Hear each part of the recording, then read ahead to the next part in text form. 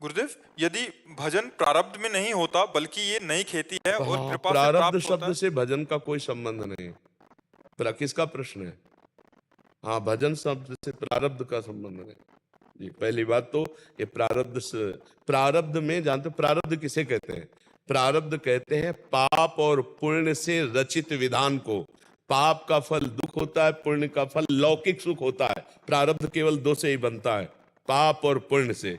ये भजन प्रारब्ध को विध्वंस करके भगवान की प्राप्ति कराता है, जन्म मृत्यु के चक्र को मिटाता है। प्रारब्ध क्या है? कोई देवता है क्या? हमारे कर्म है, पूर्व के पाप और पुण्य ही हमारे प्रारब्ध कर्म है, उनमें भजन नहीं होता।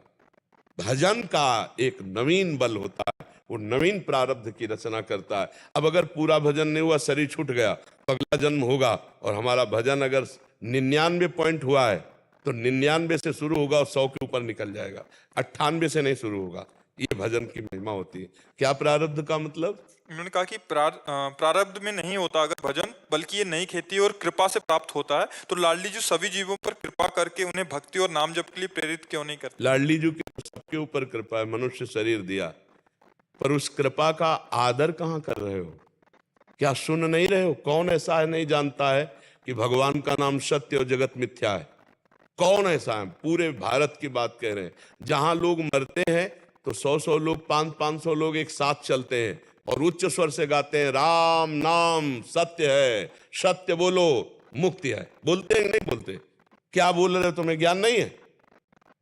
सत्य क्या है? भगवान का नाम। और उस सत्य बोलने से क्या होगा? तुम्हारी मुक्ति हो जाएगी। कहां कोई पकड़ रहा है? लाडली जी ने तो सब कुछ दे रखा है, सब कृपा कर रखी है, लेकिन उसका दुरुपयोग करो तो क्या सबको नहीं पता कि जो हम व्यभिचार कर रहे हैं, दूसरे से गलत आचरण कर रहे हैं, पाप है? क्या नहीं पता हम जो स्वाद के लिए दूसरे पशुओं को मांस खा रहे हैं, ये पाप है? क्या ये नहीं पता हम जो हिंसा कर रहे हैं, चोरी कर रहे हैं, पाप है? फिर भी कर रहे हो। लाडली जी ने कहा क्या ये करो? आप विचार करके देखो। लाडली जी की तो सब पर कृपा है। भगवान कह रहे हैं सब मम प्रिय, सब मम उपजाए, सब मेरे द्वारा प्रकट किए गए, इसलिए सब मुझे प्यारे हैं। सब पर मोरी बराबर दाया, सब पर बराबर कृपा है। वर्षा सब पर बराबर हो रही है, लेकिन एक ऐसे किए है तो पान कर रहा है, एक ऐसे किए है तो पान नहीं कर रहा। जो भगवान से विमुख चल रहा है वो भगवान की कृपा का अनादर कर रहा है, वो कभी उसमें नहीं डूब पाएगा। जो भगवान के सन्मुख चल रहा है वो भगवान की कृपा का पान करके दुखों को मिटाकर भगवदानंद में डूब जाता है। भगवान की कृपा में पक्षपात नहीं है, आप ध्यान रखना।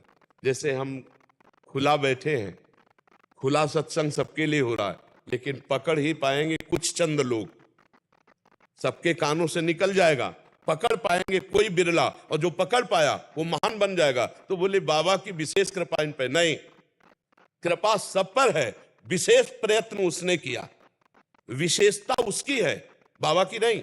उसने बाबा के वचन को पकड़ करके और चल दिया तो निहाल हो गया, विशेषता उसकी है। ऐसे ही भगवान ने हमें मनुष्य बनाया, भगवान ने सारी सुविधाएं, मान लो हमारा दिमाग फेल कर दे, लेकिन दिमाग है। आंख अंधा बना देते, थोड़ी देर सोचो कितना दुख है, आंखें मूंद के देखो। अगर भगवान हमें अंधा बनाते तो कैसा होता? भगवान बहरा बनाते तो कैसा होता? भगवान ने सर्वांग पुष्ट बनाया। अब हम कर क्या रहे हैं? धर्म कर रहे हैं, लोगों को सुख दे रहे हैं या दुख दे रहे हैं, पाप कर रहे हैं? ये मेरी बात, इतनी छूट हो गई। किसान को खेती दे दी, व्यवस्था दे दी, अब बोता क्या है? ऐसे ही कर्म रूपी बीज हम बो क्या रहे? पाप, अधर्म, दुराचार, तो उसका फिर हमें फल भोगना पड़ेगा। श्री जी की सब पे कृपा है, हम उस कृपा का अनादर करके गलत मार्ग में चल रहे हैं। इसलिए कौन ऐसा है जो ये नहीं जानता कि मैं गलत कर रहा हूं? कौन नहीं जानता?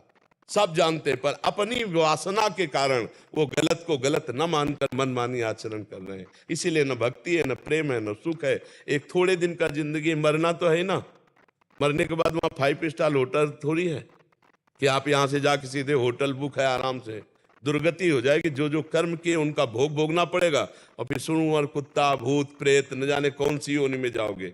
मनुष्य जन्म में अगर एक बार राधा बोला, एक बार भगवान का नाम लिया, तो वो भी तुम्हारे उद्धार के लिए खड़ा हो जाएगा कि एक बार भगवान का नाम लिया है।